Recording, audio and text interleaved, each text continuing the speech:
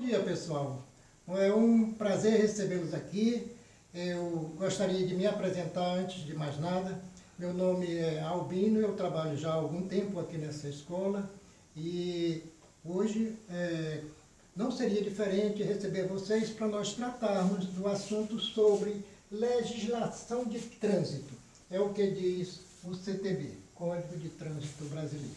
Então, nós vamos falar do primeiro artigo que está na Lei de Trânsito, que no caso, a Lei de Trânsito é a 9.503/97, em seu artigo 1º, que diz o seguinte: o trânsito de qualquer natureza nas vias terrestres do território nacional, abertas à circulação, reger-se-á por este Código. Então, não existe nada de fora desse Código que venha se relacionar a trânsito. Tudo que estiver relacionado a trânsito estará aqui. O parágrafo 1º diz o seguinte: considera-se trânsito a utilização das vias por pessoas, veículos, animais, isolados ou em grupo, conduzidos ou não. Eles podem estar conduzidos, podem estar fazendo o trânsito de qualquer natureza. Para fins de circulação, considera-se parada, estacionamento, carga e descarga. Se você está com o seu caminhão parado em um determinado local, está descarregando, ele está fazendo o trânsito porque ele está sobre a via de trânsito. Está utilizando a via de trânsito. Então é considerado trânsito.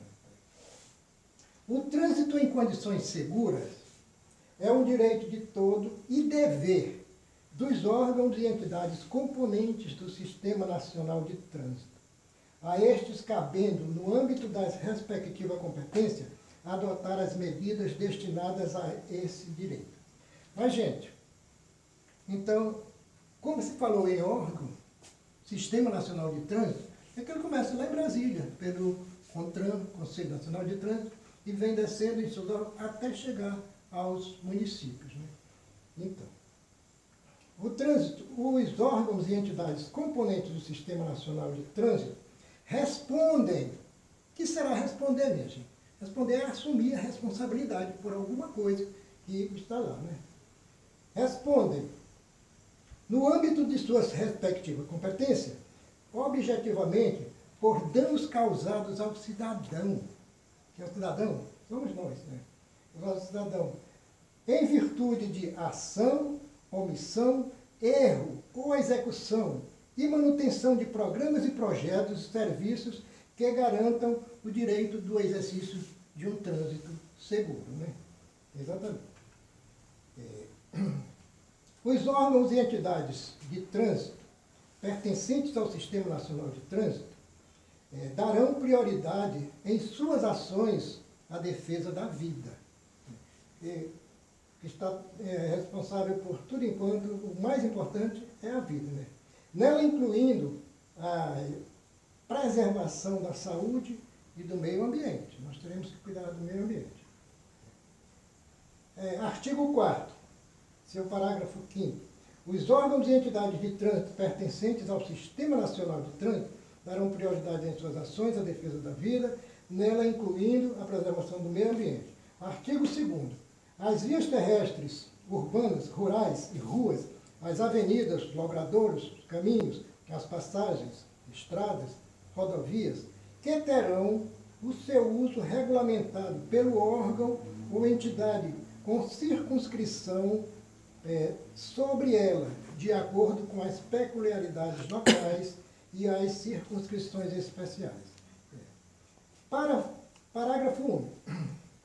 Para os efeitos deste Código, são consideradas vias terrestres as praias abertas à circulação. Quando as praias forem abertas à circulação, elas são consideradas vias de trânsito também, segundo o que diz o Código Nacional de Trânsito Nacional. Artigo 3º. As disposições deste Código são aplicáveis a qualquer veículo, bem como aos proprietários, condutores dos veículos mencionados ou nacionais ou estrangeiros, e às pessoas nele expressamente mencionadas. Então, minha gente, vamos falar um pouquinho sobre o sistema. O que é que compõe o Sistema Nacional de Trânsito? O Sistema Nacional de Trânsito é um conjunto de órgãos da União, dos Estados, do Distrito Federal e dos municípios. O município não pode ficar omisso de fora dessa responsabilidade, porque ele está na lei e ele tem que assumir a responsabilidade. Artigo 6º. São objetivos básicos do Sistema Nacional de Trânsito.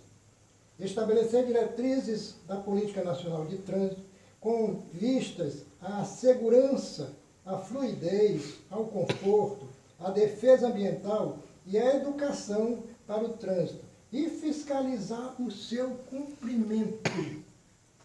Quer dizer, as autoridades são obrigadas a fiscalizar a lei e o seu cumprimento, fazer alguém cumprir essa lei. Fixar mediante normas e procedimentos a padronização de critérios técnicos, financeiros, administrativos para a execução das atividades de trânsito.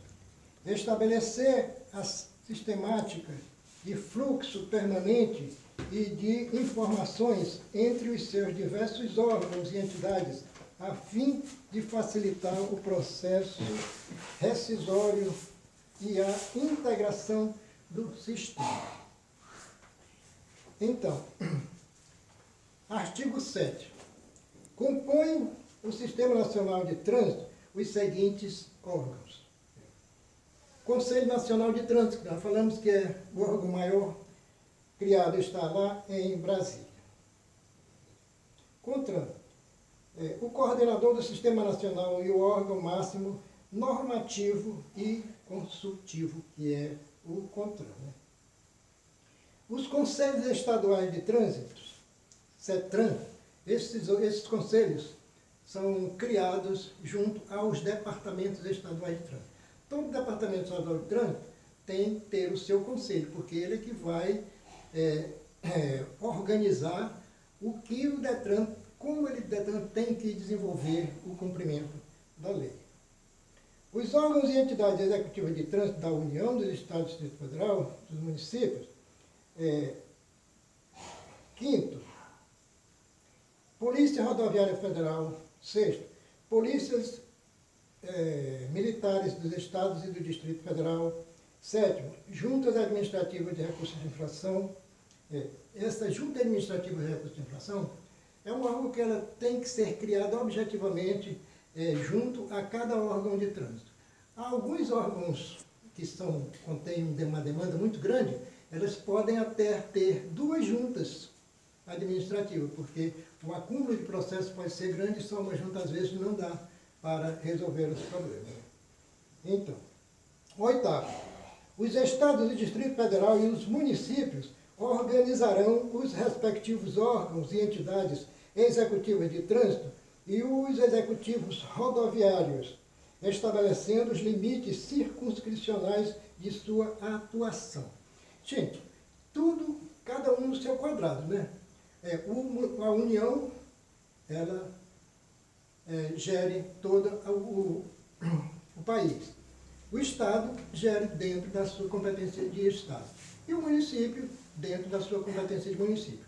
As rodovias, aqui em Bacabal tem uma rodovia que passa por aqui, ela não é competência do município nem tampouco do Estado, porque é uma BR, é a BR-316, que é a competência da União do DENIT. Já aqui bem perto tem uma rodovia que vai ao Lago da Pedra, é competência do Estado, é uma MA, competência do DER, Departamento Estadual de Estrada de Rodagem. Mas se nós chegarmos no município, onde temos rodovias para o Bom Princípio, para o Brejinho, para o Alto Fogoso, para a Lusiana, então essas estradas são chamadas de estradas vicinais. Por outro lado, que diferença faz de estrada para rodovia, como acabamos de ver? Quando essa estrada está pavimentada, é chamada de rodovia, pode ser municipal, estadual ou federal. Se ela não está pavimentada, ela é chamada de estrada. Então, não significa dizer que muitas das vezes nós temos estradas ainda aqui no Brasil, federais, que são estradas, porque não são pavimentadas. No caso da Transamazônica, até certo ponto, ela para lá não tem pavimentação, então é considerada estrada esse tipo que não está pavimentada. Mas, dentro do município, a competência da pavimentação ou não, da conservação, que seja ela como for, é do município. As vicinais, né, que são municipais. Mas nós temos muita coisa aqui a falar e isso ficará para uma outra hora. Eu quero agradecer a presença de vocês e muito obrigado, até mais tarde.